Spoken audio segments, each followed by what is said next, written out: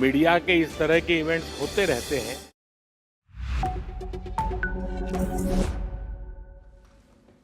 Hello and welcome, I'm Joshua Barnes and you're watching NewsX World. Let's first take a look at our top stories.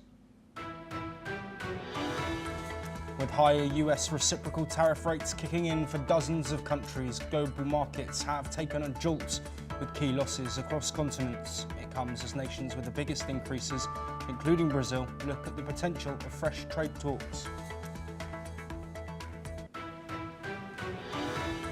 Meanwhile, President Trump has fired a top Labour official accusing her of falsifying weak jobs data without evidence. The move, along with a Fed resignation and tariff turmoil, sent markets plunging as Trump again called for Fed Chair Jerome Powell to resign. Meanwhile, US President Donald Trump says he's positioned 2 nuclear submarines in response to war threats from Russia's former president. Trump and Dmitry Medvedev have traded taunts in recent days. This comes as Ukrainian President Volodymyr Zelensky says that there was no military purpose for what he described as brutal Russian strikes on Kyiv. The president has called for stronger international sanctions after dozens were killed in the capital. The United States has promised a Gaza food plan after Middle East envoy Steve Witkoff visited a site in the enclave. This comes as both Spain and France carry out their first aid airdrops in the Strip, as the Hamas-run Gaza Health Defense says Israeli fire has killed another 22 Palestinians. Colombia's former president Alvaro Uribe has been sentenced to 12 years of house arrest. A judge found him guilty of bribing a witness and abusing legal procedures in a case dating back over a decade. A gunman has opened fire at the Owl Bar in Anaconda, Montana, killing 4 people. Police identified the suspect as a local military veteran, triggering a widespread manhunt. And Ghislaine Maxwell has been transferred to a lower security facility in Texas to continue her 20-year sentence. The move follows a meeting with a US official probing others involved in Epstein's crimes. But we start this hour with trade, and US President Donald Trump has said that Brazilian President Luiz Inácio Lula da Silva can call him any time to discuss tariffs and other friction between the countries. This comes after Trump slapped a 50% tariff on Brazil, with many exemptions starting next week to fight what he has called a witch hunt against former President Jair Bolsonaro, who is on trial on charges of plotting a coup following his election loss in 2022. Following Trump's comments, Brazilian Finance Minister Fernando Haddad called Trump's remarks great and said that he was sure the Brazilian president felt the same and would be willing to receive a call from the US president. In a post on his X account, Lula also said that Brazil had always been open to dialogue, although he did not mention Trump nor his earlier remarks. Let's now listen to what the US president and the Brazilian finance minister said. You can talk to me anytime you want. So are you open to tariffs? Yeah, you can talk to me anytime you want. What is on the table for Brazil? Well, we'll see what happens, but I love the people of Brazil. What evidence do you have to corroborate? Why are you saying they're too evidence? I love the people of Brazil. So why did Two marines tariffs? They don't close seem to to be Russia. related to Because the people running Brazil did the wrong thing. Eu acho ótimo, né? E a recíproca eu tenho certeza que é verdadeira também, né? O presidente Lula estaria disposto a receber um telefonema dele quando ele quisesse também. E conforme eu já disse anteriormente, é muito importante a gente preparar esse encontro, preparar essa conversa. Hoje, mais uma vez, eu tive contato com a equipe do Scott Bessent, né, para a gente fazer uma reunião a semana que vem. Então, finalmente, nós vamos ter uma reunião mais longa e mais focada, né, na decisão, até aqui, unilateral dos Estados Unidos em relação ao Brasil. E nós vamos poder trocar ideias sobre todos os temas, inclusive. Well, joining us to discuss these developments relating to US-Brazil relations and tariffs, Dr. Ajay Dua, a former Secretary of Commerce and a senior economist. Thank you very much for taking the time, Dr. Dua. Of course, a lot of tariff action in the past 48 hours or so, but this situation with Brazil is made slightly unique with the Jair Bolsonaro situation too. Do you think that this is a conversation that will continue to rumble on with tariffs being looked at because of the complexity both politically and also financially? I think so. Thank you for having me first. And I think this would continue. This seems to be the tendency or the trend in the last 7 or 8 deals which President Trump has done. For one, it's very clear that ultimately the decision is not with the negotiators or with the secretaries or the ministers, but it is President Trump who is calling all the shots in the trade deals, and trade deals are called tariff levels as of now, and ultimately the trade deals as well. So whosoever in the past has taken the trouble of approaching the president, even after he has made the announcement, the president has heard them, and I wouldn't use the word relented, but satisfied them to some extent. Let's look at the example of Japan. This was done in the case of EU. It happened in the case of even Vietnam, and very recently in Philippines. The Indonesian president didn't call upon him, but he's applied almost the same rates.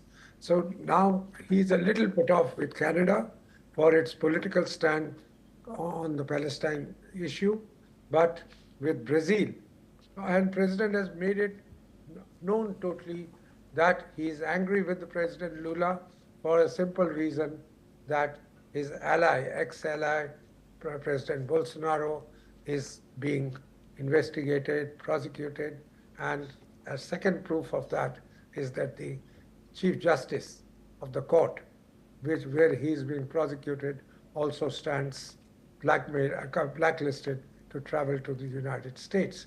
So I think the way forward which is coming for is where the deals are underway, the president is probably not happy with what's been given, so he would be taking the final calls. It happened in the case of United Kingdom, which has got the best deal so far, 10%, which is the rate across the board, which is being applied. The UK didn't have to pay anything else, Yes, because President and the Prime Minister spoke to one another and they understood one another. So I think the way forward for Brazil would be, as has been indicated yesterday and responded positively by President Trump, that they should meet up, talk, and then come to a figure which will be reasonable, but at the same time meet the president's so-called, don't call them red lines for the president. There should be this purpose that some revenue should be earned by the United States, and at the same time there should be investment or some deals in terms of energy or the US major exportables. Dr. Dua, I'm conscious of the time. Very briefly, before we do move on but stay on trade, how devastating is a 50% tariff on an economy like Brazil's, given that there are major exports that go to the United States? If it was across the board 50%, certainly very adverse effect. But if you will read the bottom line, the small print, in the small print there are exemptions.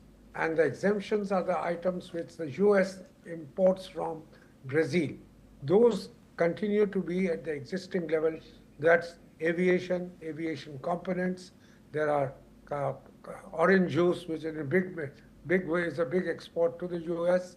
And those kind of items, some 7 or 8 items, have not been levied additional tax. President Trump has taken due care that the adverse impact of their import upon the US customers, US consumers, is not adverse. Yes, Dr. Dua, do stay with us, because we are, as I mentioned, going to continue with trade, but shifting our attention away from Brazil, as US President Donald Trump has said that he had talks with Swiss officials about the 39% tariff on the export-reliant country. According to reports, Swiss manufacturers have warned that tens of thousands of jobs were at risk after Trump hit them with one of the highest tariff rates in his global trade reset, even with some relief for the key drugs sector. The government has said that it was disappointed and would decide how to proceed after Trump set a tariff that is more than double the 15% rate for most European Union imports, into the United States. Meanwhile, the White House has said that it had made the move because of what it called Switzerland's refusal to make meaningful concessions by dropping trade barriers. Let's once again listen to the US President. Well, the problem with Switzerland, we have a $40 billion deficit with Switzerland. And I spoke yesterday to Switzerland, but we have a $40 billion deficit with Switzerland. That's a big deficit. Well, once again joining us, Dr. Ajay Dua. Thank you so much for taking the time to stay with us there. Switzerland, another interesting case, of course, surrounded by European nations which have a 50% deal, a market which is mainly exports, and of course now a 39% tariff to the US. Is this a unique situation, and how could it move forward? I think the same way as the other heads of government or the head of EU did. 39% is certainly exorbitant, but there, one of the very substantive or substantial exports is of pharmaceuticals from Switzerland. The president would do well to relent on that and make it at par with whatever he's going to be levying on pharmaceuticals in the rest of the country, rest of the world.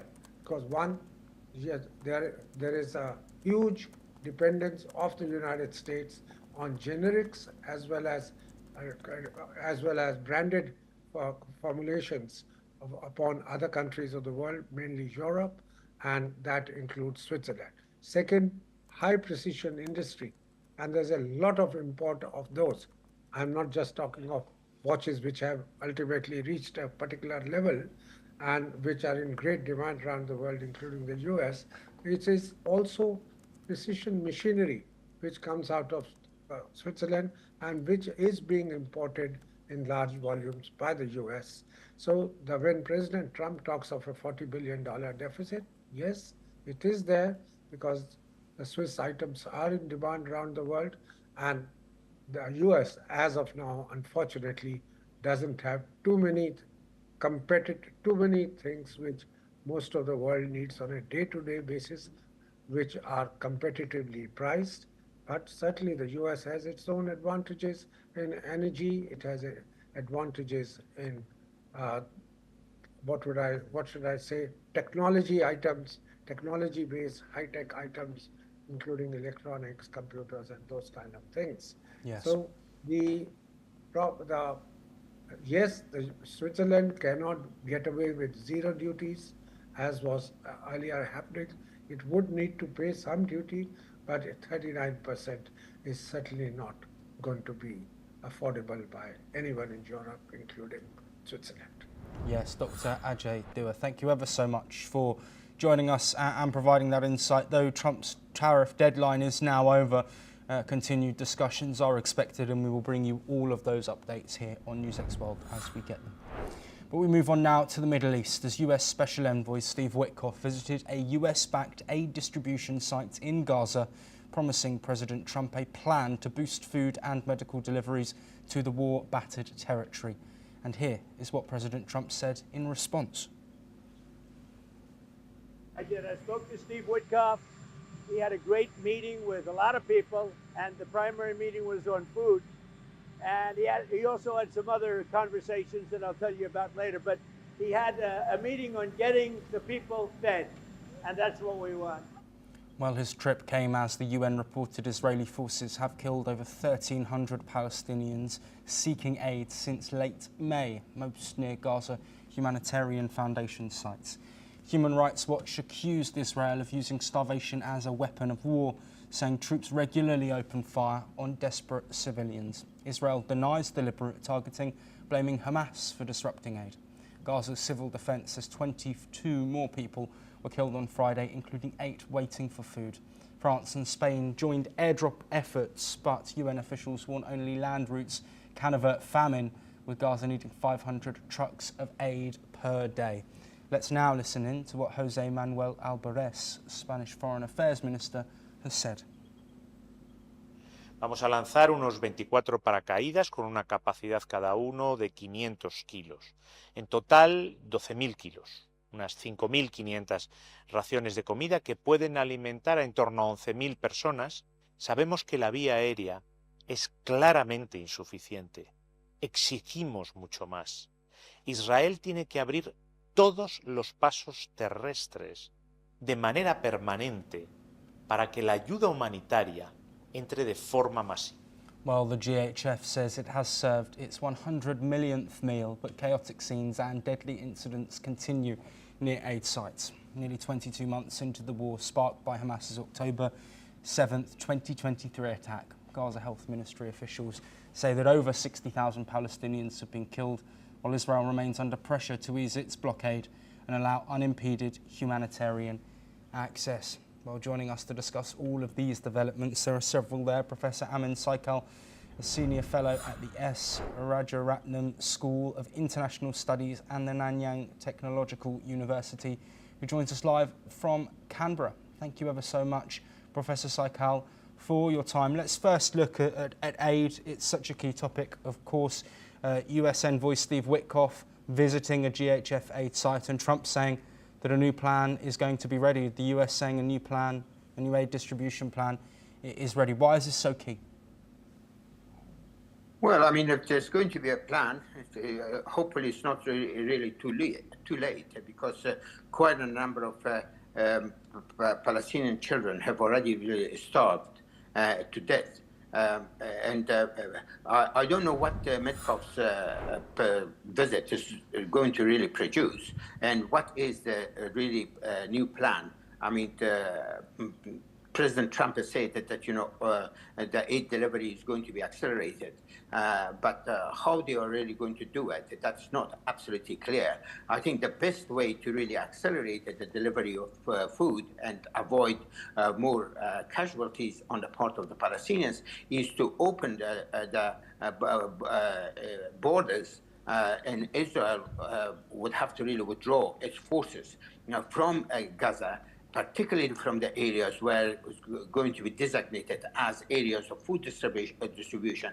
And of course, the United Nations will really have to take over, because they've been, particularly UNRWA, which has been very much responsible for the delivery of food and goods to the Palestinians over a long period of time. And they are very experienced, and they do have the necessary networks in order to be able to reach particularly those people who are in desperate need, and if they have not delivered enough food and water, the rate of the casualties may grow astronomically, particularly in the coming weeks. Yes, Professor Saikal as well. Let's look at this almost blame game that's going on around these aid sites, specifically the GHF aid sites. Israel say they're not targeting civilians. They blame Hamas. Obviously, a lot of NGOs and charities, humanitarian groups saying that potentially Israel are killing civilians around these aid sites, over 1,000 now. Do you think that there should be some accountability from both Hamas and Israel over the current humanitarian situation? And does there need to be real interjection from somebody like the US to stop the killing that's being reported? Absolutely, and I think there should be accountability. I mean, now the Israelis themselves have acknowledged that actually Hamas have not been really stealing foods as they had been accused. And at the same time, that there have been plenty of eyewitness news, which clearly indicates that, yes, Israeli forces have been firing on the people who've been in search of food, and they've come to those points that Israelis, which should be basically 4 points from where they should really collect their food.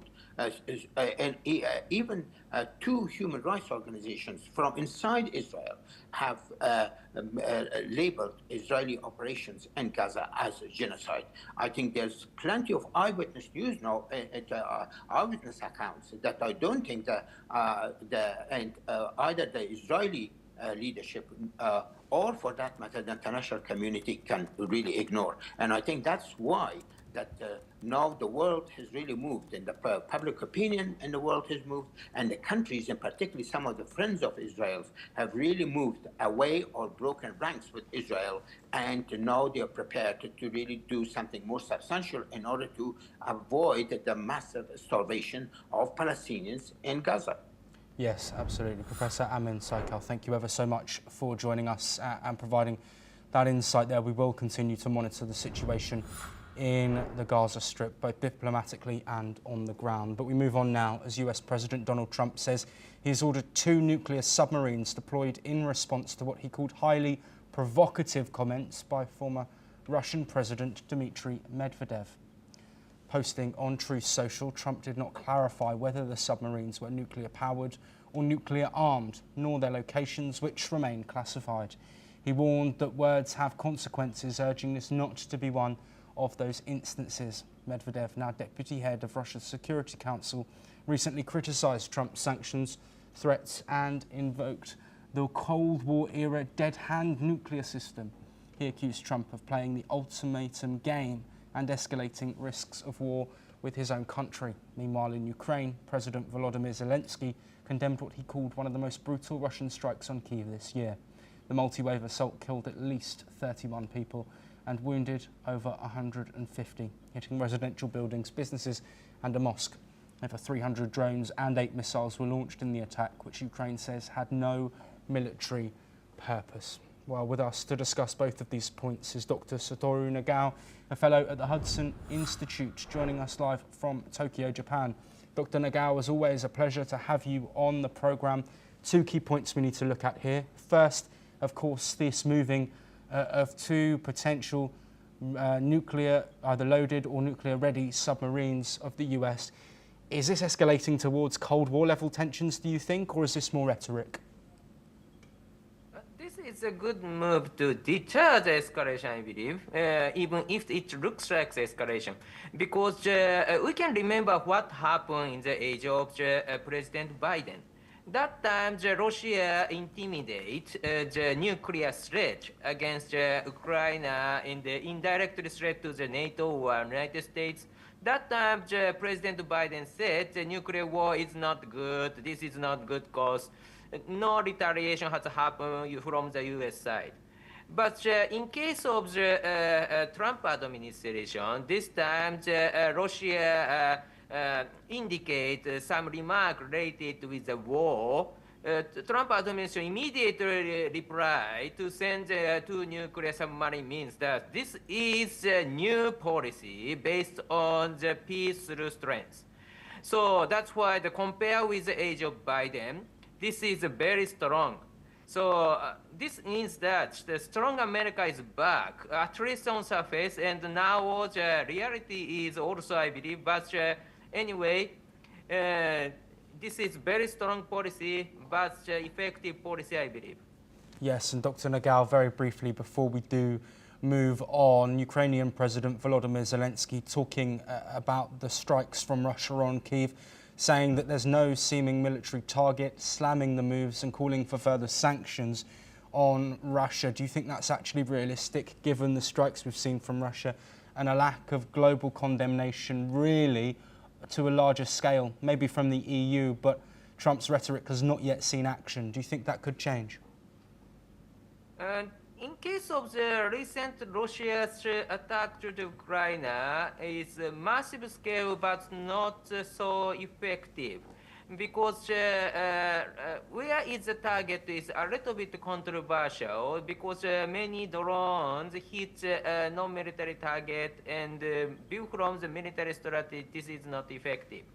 So that's why the Zelensky remark is like that, I believe. So Russia tried to create a mood, people in Ukraine feel the pressure. But at the same time, view from the military tactics, this is not effective. So Russia, in the past, gradually Russia is getting some small territory step by step, but still the Russia's military operation is not so effective militarily.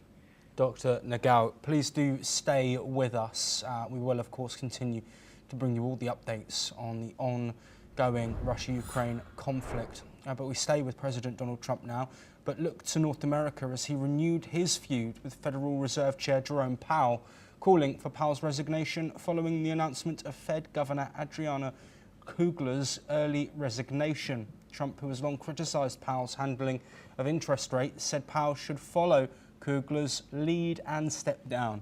Trump also expressed satisfaction with the upcoming vacancy on the Fed's Board of Governors. Let's listen in. Yeah, one of the governors, as you know, of the Federal Reserve has just announced she's resigning. I understand it was over the fact that she disagreed with somebody from her party. She disagreed with Too Late. You know who Too Late is? Yeah. She disagreed with Too Late on the interest rate. So we'll see what happens. But we just found out that I have a open spot on the Federal Reserve Board. Well, Kugler's resignation, effective on August the 8th, leaves an open slot for Trump to fill, potentially reshaping the future leadership at the central bank as Powell's term nears its end next year.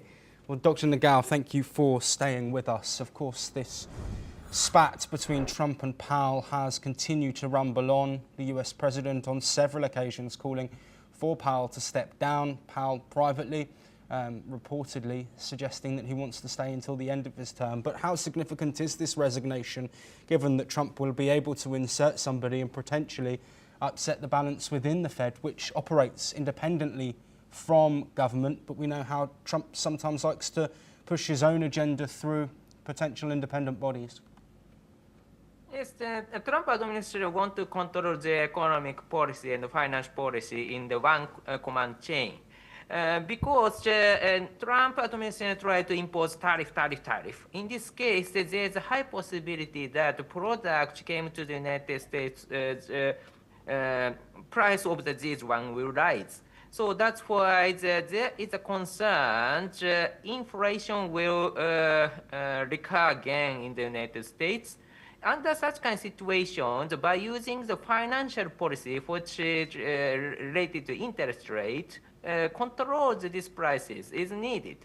But current chain of command, chain of the decision making is Trump can take charge of the tariff, but FRB takes charge of the financial policy. So this is maybe two leaders is controlling one policy. So view from the Trump administration. So that's why they are searching someone who is close to the Trump's policy in the FRB. But so without vacant, it is impossible. Without a new vacant of the leader of the FRB, it is impossible. So that's why he is seeking someone who will be the successor of the current Powell. So that's why the vacant is creating the step to be the FRB chief. So that's why the vacant is good news to Trump administration. So that's what happened, I believe. Yes, Dr. Nagel, as always, thank you so much for your insights on both of those topics there. We really do appreciate it. But from North America now to Africa, and the death toll from violent unrest in Angola has risen to 30 following 2 days of clashes between demonstrators and security forces. The violence erupted in Luanda earlier this week, triggered by a strike against a fuel price hike, and spread to other provinces. Over 1,500 people were arrested, while dozens of businesses and public buses were vandalised. President João Lourenço praised the security forces for restoring order, but faced criticism from rights groups who accused them of using excessive force. Civil society organisations and opposition parties blame the security forces for the deaths. Lourenço, however, defended the actions of law enforcement. Let's listen in. Evidentemente que as forças da ordem atuaram no quadro das suas obrigações e por isso a ordem foi prontamente restabelecida. A vida voltou ao normal, mas as consequências dos atos protagonizados por cidadãos irresponsáveis, manipulados por organizações antipatriotas nacionais e estrangeiras, através das redes sociais. Well, that is all that we have time for, but we'll be back shortly with more of your latest international updates.